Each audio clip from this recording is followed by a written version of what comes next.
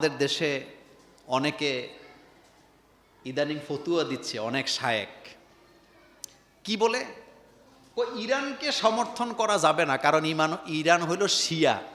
বলেন ইরান কি? আমি আপনাদেরকে বলি, মারতেছে ইসরায়েল, মার খাইতেছে কে?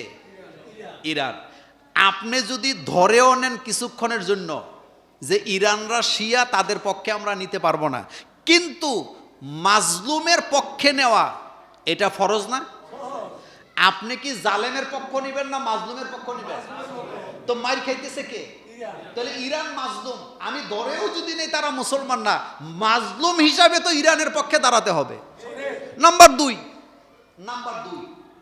ইসরায়েল যে ইরানে হামলা করছে, এটা কি শিয়া আর সুন্নি পার্থক্য কইরা করছে না মুসলমান দিকে করছে? এই তো আপনারা বুঝছেন। আপনি বাংলাদেশে বসে বসে ফতুয়া দেন যে এই যুদ্ধে বিজয় লাভ করলো কারা? 100% ইরান বিজয় লাভ করেছে।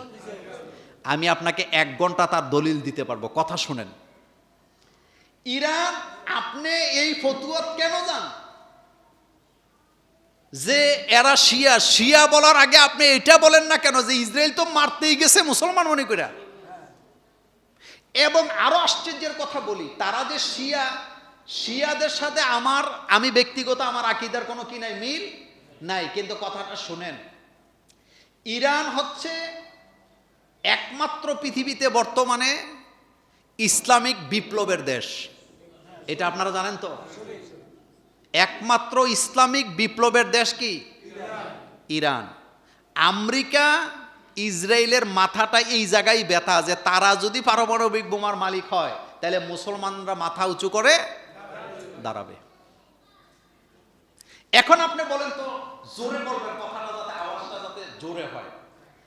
ইরান যদি হোক তারা শিয়া, ইরান যদি পারমাণবিক অস্ত্রের মালিক হয়, লাভ কি ইহুদিদের হবে না মুসলমানদের হবে? ফাইন, এবার বুঝতে পারছেন আপনারা। তাহলে বোঝা গেল যারা উল্টা পাল্টা ফতুয়া দেয়, ডাল মে কুছ কালা হ্যায়, এটা মনে রাখবেন।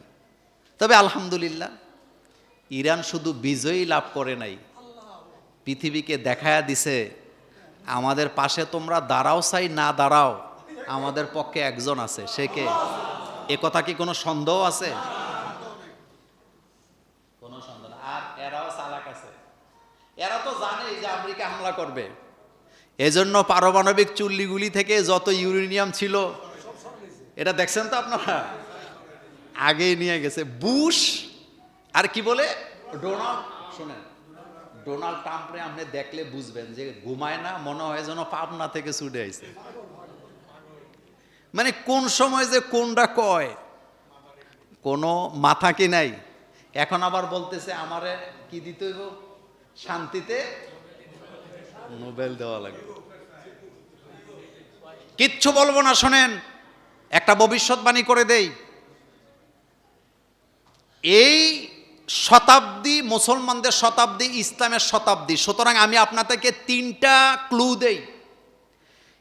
আমেরিকা আফগানিস্তান থেকে মাইর খাইয়া বিড়ালের মতো পালায় গেছে, এটা হলো মুসলমানদের এই শতাব্দীর 1 নাম্বার বিজয়।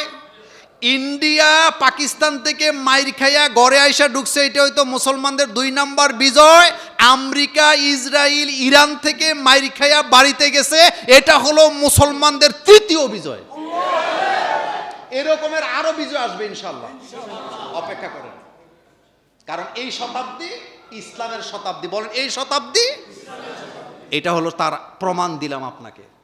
3টা বিজয় দেখাইলাম। কয়টা দেখাইলাম? একটা, আরেকটা, এটা, এগুলো সব আপনারা দেখছেন। আফগানিস্তানের ব্যাপারে আমাদের বাংলাদেশের কিছু বুদ্ধিজীবীদের অ্যালার্জি আছে। আমরা যখনই বলি ইসলামিক শাসন চাই, তারা বলে তালেবানি শাসন তারা এখানে কায়েম করতে চায়। অথচ আপনি দেখেন, তালেবানরা আফগানিস্তানের ক্ষমতা নেওয়ার পর তাদের টাকার মান আমাদের চেয়ে কম না বেশি? যেই রাষ্ট্রকে আপনি তালেবানি রাষ্ট্র বলে তাদের বিরুদ্ধে কথা বলেন, আমাদের 100 টাকা, আফগানিস্তানের মাত্র 60 টাকা। মনোযোগ আছে নি? আমাদের কত, তাদের কত? তা আপনি কই, তারা কই? তারা আপনার থেকে 40 ধাপ আগাইয়া। নাম্বার 2, আফগানিস্তানের দোকানপাটে এখন আর তালা দেওয়া লাগে না। আফগানিস্তানের দোকানপাটে কি দেওয়া লাগে না? তালা দেওয়া লাগে না। দোকান খোলা রেখে তারা নামাজে চলে যায়। সেখানে কোনো হাইজেক নাই, চুরি নাই, ডাকাতি নাই, গুন্ডামি নাই, নষ্টামি নাই, ভ্রষ্টামি নাই।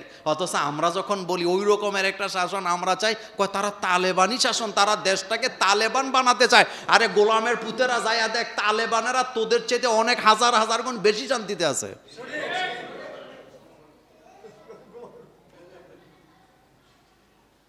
কথা কি বুঝাইতে পারলাম? ইসলাম ছাড়া কখনো শান্তি পাওয়ার সম্ভাবনা। যাদের টাকার মান আমাদের চেয়ে 40 ধাপ আগাইয়া, তাদের বিরুদ্ধে কথা বলে শুধুমাত্র দেশের টাকা চুরি কইরা বিদেশে বাড়ি বানাবার ধান্দায়। চোরের মার বড় গলা, চোরের মার বড় গলা।